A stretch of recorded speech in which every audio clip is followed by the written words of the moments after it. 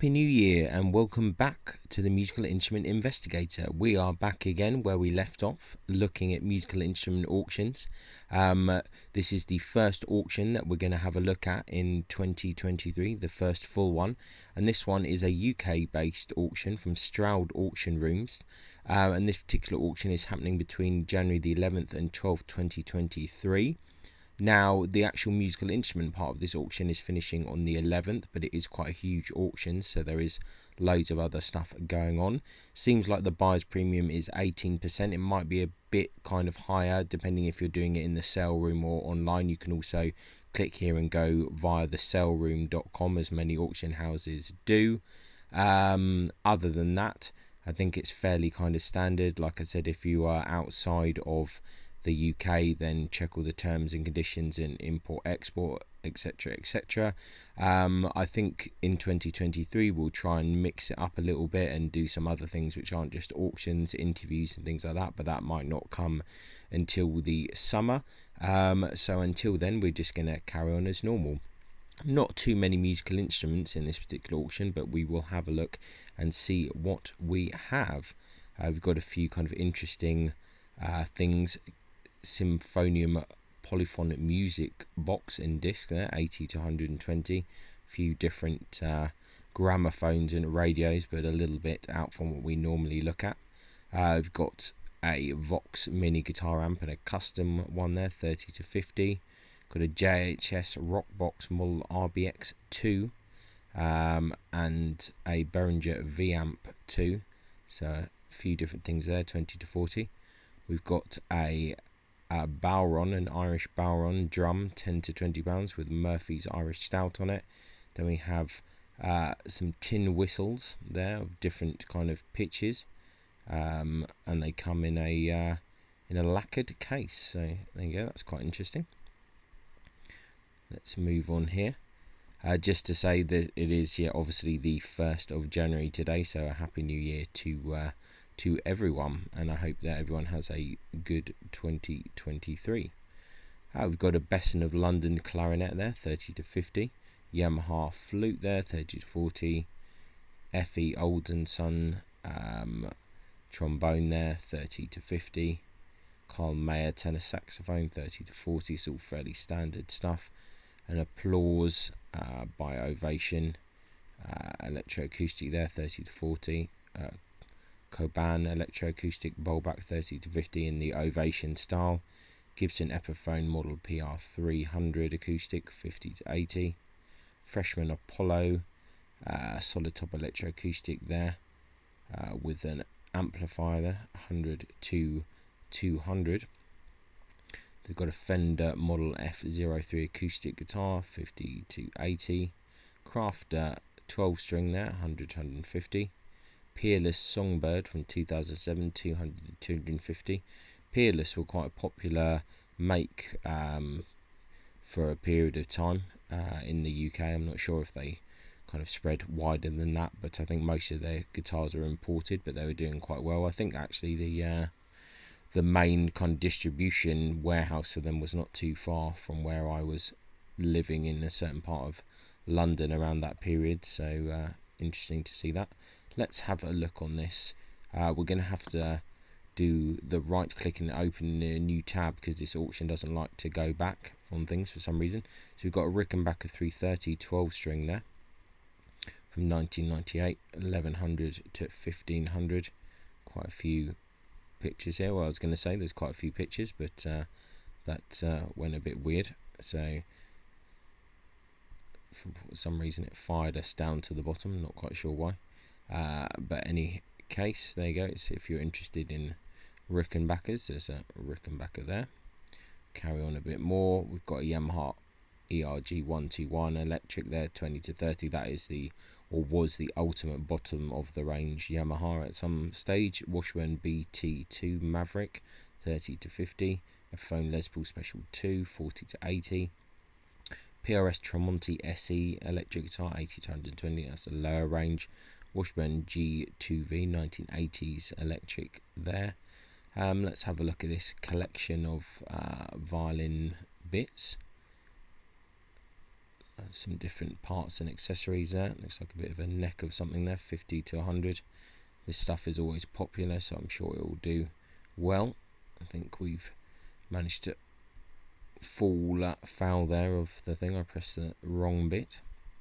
We're back again. This is interesting. A collection of violin parts including bridges, strings, pegs, all stored in a wooden multi-drawer workshop cabinet.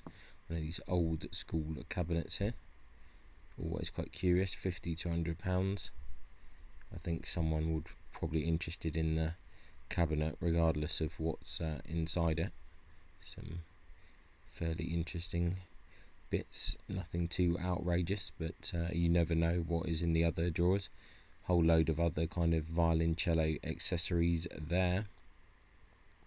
Moving on, we've actually got some instruments. This is the last page, so bear with me, not too many things to look at here. So let's have a look at this first thing. 20th century Lark violin. So this is your standard kind of imported Chinese violin of a low quality there, 20 to 30. Let's have a look at this one here.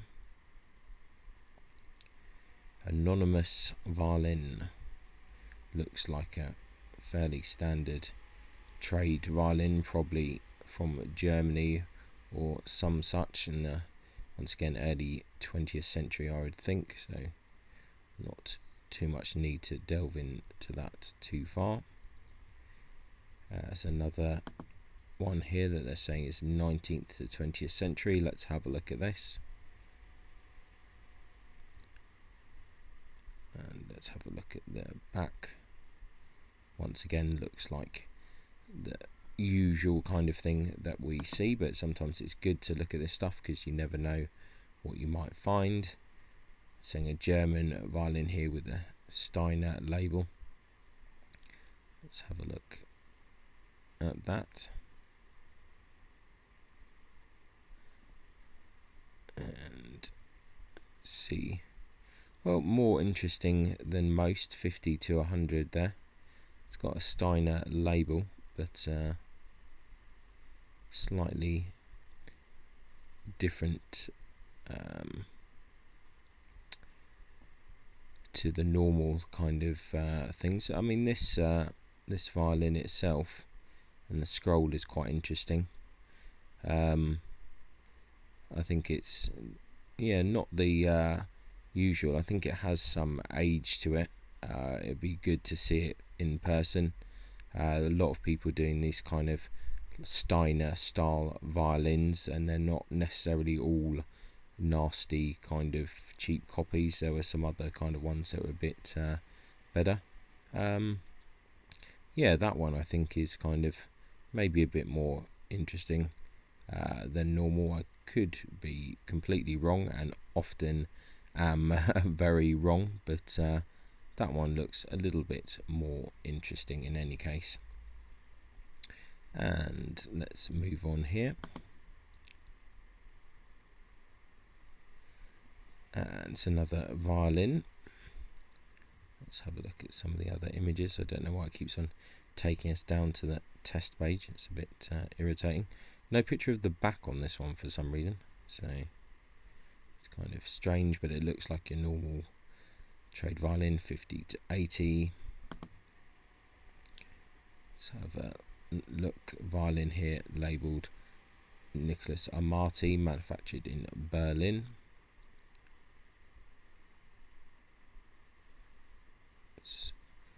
Once again, they've omitted the pictures of the back for some reason.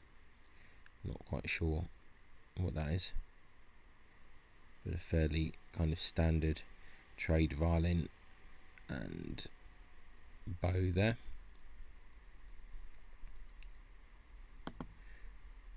And bridge violins. This is, I think, a modern violin with this interesting shield kind of head instead of the scroll. 50 to £100. I don't know 100% how much these are usually sold for, but I think it's a fair amount more than that. These interesting unusual F holes as well. It's got like a modern bow with it, but could be an okay playing instrument. It's definitely possible. So that's a modern violin there. Let's have a look at this one. It's a violin that's saying George Hornsteiner from the 1790s. 100 to 200 on that. It's got a label inside. Let's have a look at these images a bit more. Well, looks certainly more interesting than most. It's a bow picture there. Let's have a look at the scroll. See the scroll, it's a little bit blurry, but looks about kind of right. Interesting back actually on that. Quite heavy contouring there to the sides. Yeah, when we see it in kind of a bit better, a bit clearer, it's quite a nice back to that. Okay, and scroll there. Hard to make out. I don't know if we can zoom in this any further. Probably not, but it does look like it has a neck graft there. Otherwise, I mean, looks like an interesting violin, probably 18th century. So worth having a look at that one in more detail. So far not too bad, this auction. Let's have a look at this one. A violin supposedly by Charles Goddard, Gloucester, 1842. Let's have a look at this one as well, and its crazy photos.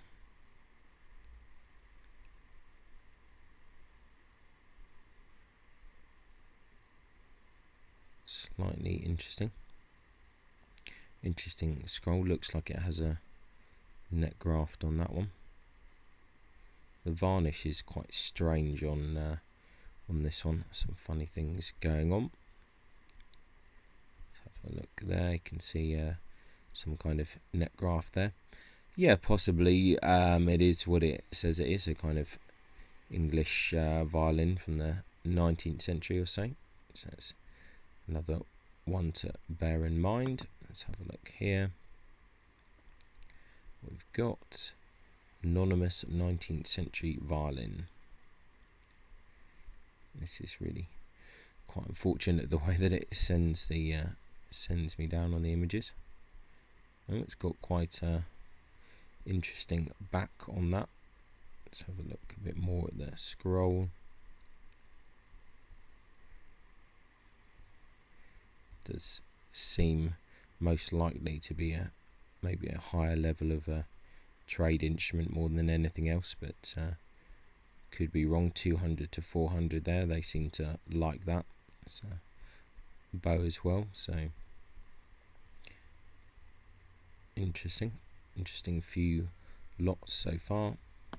Let's have a look at this. There's a whole load of bows here. Violin, viola and cello bows. 50 to 100 might be the odd kind of useful one in there. It's got a violin or viola bow indistinctly stamped. I mean, pretty difficult to tell. I don't think that is anything of great interest, I'll be honest. Let's have a look at this bow.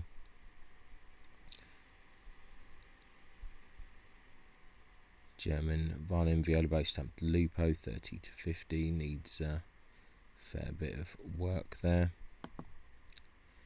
Let's have a look at this nickel mounted violin bow.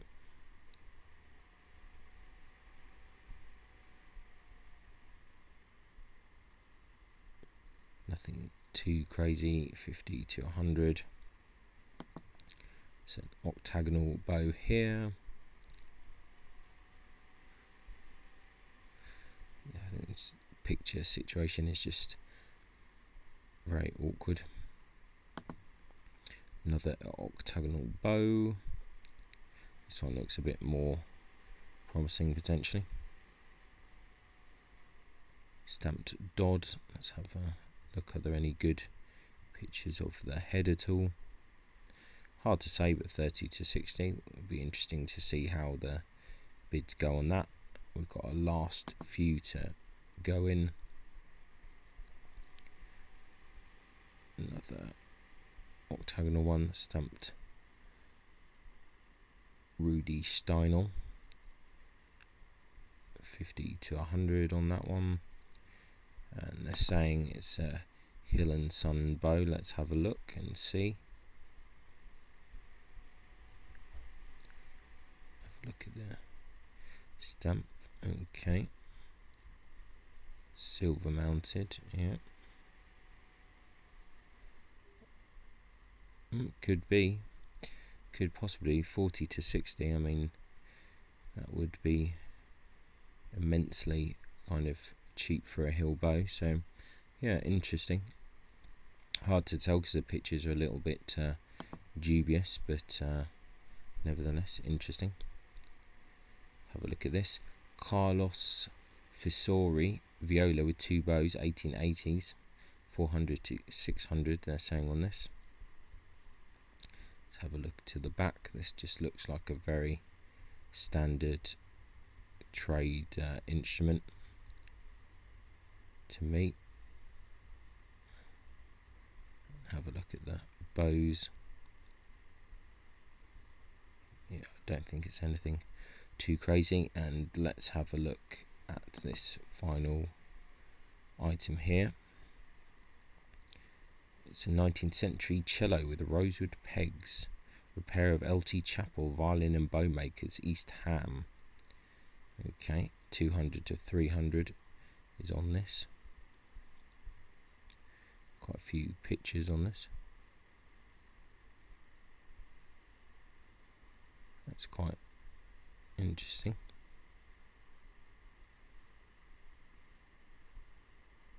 Oh, quite nice back there when you go to these other pictures. I think that's a fairly interesting cello for the current asking price in any case. Details of the back of the scroll. There's a bow with it here. Don't think that's anything too crazy. It looks like a interesting enough cello there. Probably quite usable. Interesting view of the sides there. Yeah, I think that's fairly interesting. I mean, this is just a very kind of brief overview and first impressions. I've not looked at this catalogue before. Actually, an interesting auction with a few curious things in, so worth keeping an eye on. Actually, I think there's a few interesting items from the, at least in the violin section, maybe not so much of the guitar section, but unless you like the Rickenbacker, but otherwise, yeah, fairly interesting. Well, anyway, thanks for watching this first video of 2023. A bit slow. I'm still recovering from the festivities and all of those things. But I'll put a link in the description as always, and check it out yourself and look at all the items that are for sale. And yeah, other than that, take it easy, and I'll see you on the next video. Ciao. Many thanks for tuning in to the Musical Instrument Investigator. I hope that you enjoyed the video. If you did, then please like, subscribe and turn on notifications, and watch out for the next video coming soon.